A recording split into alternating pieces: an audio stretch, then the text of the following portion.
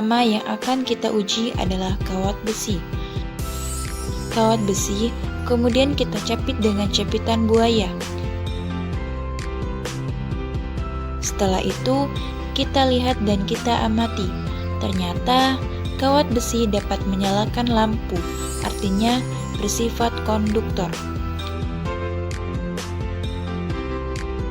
Yang kedua, kawat tembaga. Kemudian kita capit dengan capitan buaya. Ternyata kawat tembaga dapat menyalakan lampu, artinya bersifat konduktor. Yang ketiga, sendok perak.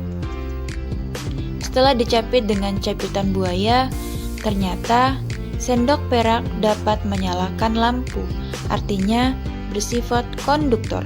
Yang keempat, kayu. Ternyata kayu tidak mampu menyalakan cahaya, artinya kayu bersifat isolator atau tidak dapat menghantarkan listrik. Yang kelima, karet penghapus.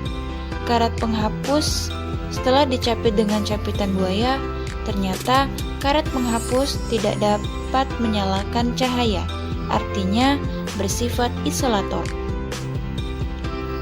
atau tidak dapat menghantarkan listrik.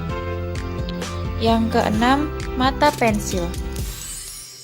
Setelah dicapit dengan capitan buaya, ternyata mata pensil dapat menyalakan cahaya, artinya bersifat konduktor.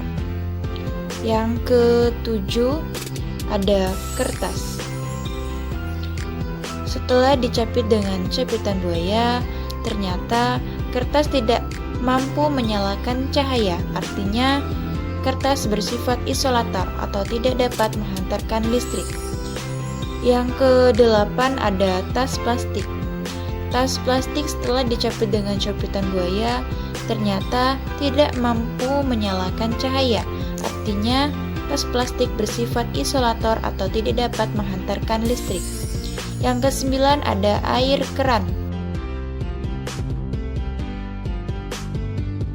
Ternyata tidak mampu menyalakan cahaya, artinya air keran bersifat isolator atau tidak dapat menghantarkan listrik.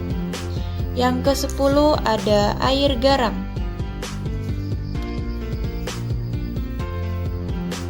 Setelah kita amati dan kita lihat, ternyata air garam dapat menyalakan lampu, artinya bersifat konduktor. Selanjutnya, percobaan tegangan listrik. Alat dan bahan yang saya gunakan yaitu 3 buah baterai AA, 2 buah capit buaya berwarna biru coklat dan biru hijau, dan lampu bolam 12 volt. Pada percobaan pertama, kedua kabel disatukan pada kutub positif.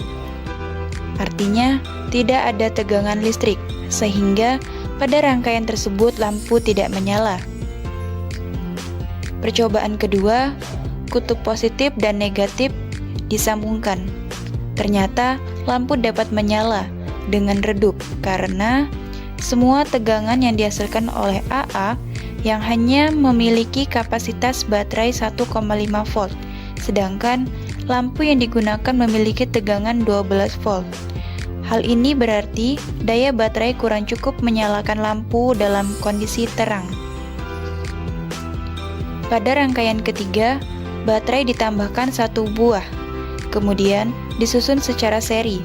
Ternyata lampu dapat menyala terang karena baterai yang dirangkai secara seri akan menghasilkan tegangan yang lebih besar, yaitu 3 volt, sehingga mampu menyalakan lampu sebesar 2 volt.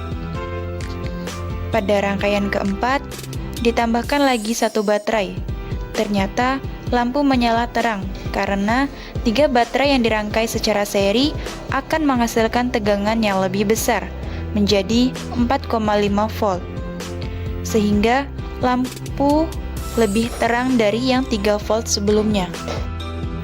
Jadi, kesimpulannya yaitu benda-benda yang dapat menghantarkan listrik disebut dengan konduktor, sedangkan benda yang tidak menghantarkan listrik disebut isolator. Berdasarkan hasil pengamatan, kawat besi, kawat tembaga, sendok perak, grafit atau mata pensil, dan air garam merupakan konduktor. Sedangkan kayu, karet penghapus, kertas, tas plastik, dan air keran disebut isolator. Pada percobaan tegangan listrik, baterai yang dirangkai seri akan menambahkan tegangan menjadi lebih besar. Semakin besar tegangan baterai, maka semakin besar tegangan yang dialirkan ke lampu.